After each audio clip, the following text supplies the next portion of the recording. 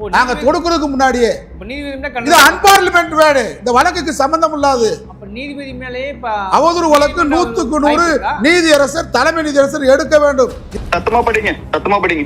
GR. Swaminathan அனுதர்லையோ maybe you to be taken to Aravind hospital. Text மாத்தணுமா? தெரியுதுல கண்ணு. சட்டம் தெரியாத பேரை போட்டுருக்காங்க. சிஜே கவாயிடம் வழக்கு. இல்ல அந்த ரைட் படிங்க, இதை பத்தி படிங்க. 26 நான் இன்னைக்கு ஒரு வீடியோ வெளியிடுறேன். அந்த வீடியோவில் அவர் என்ன சொல்றாருன்னா, வேதத்தை பின்பற்றக்கூடிய ரொம்ப நாளா கவனிச்சுட்டு இருக்கிறாரு. அவருக்கு வந்து ஒரு கேஸ்ல கன்விக்ஷன் ஆயிடுத்து, 18 மாதம் தண்டனை கொடுத்துட்டா அப்படின்னாரு. எனக்கு புரியவே இல்லை. நம்ம சனாதன தர்ம நெறிப்படி எனக்கு தெரிஞ்சு வாழக்கூடிய ஒரு மனுஷன் எந்த தப்புமே பண்ணிருக்க முடியாது. இவருக்கு போய் எப்படி இந்த மாதிரி ஒரு நிகழ்வு நடந்ததுன்னு எனக்கு புரிஞ்சுக்கவே முடியல. இப்ப அறக்கழகத்தை எதிர்த்து உங்க சேனல் எதிர்த்து ஏதோ 80 வக்கீல்கள்ட்ட கையெழுத்து வாங்கிட்டு கேள்விப்பட்டேன். அதுவும் சேர்த்து சேனல்ல முடக்குனா அறக்கழகம் முடங்கிடுவாரா?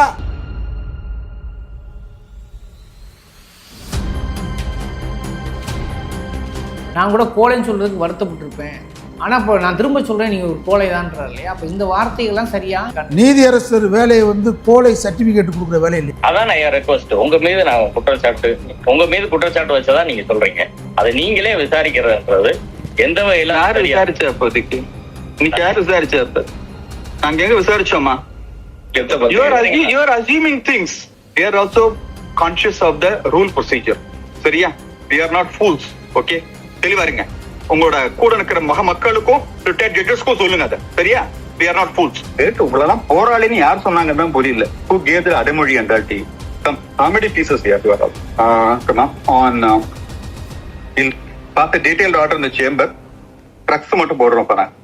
இங்க பாருங்க, பண்டில் எங்க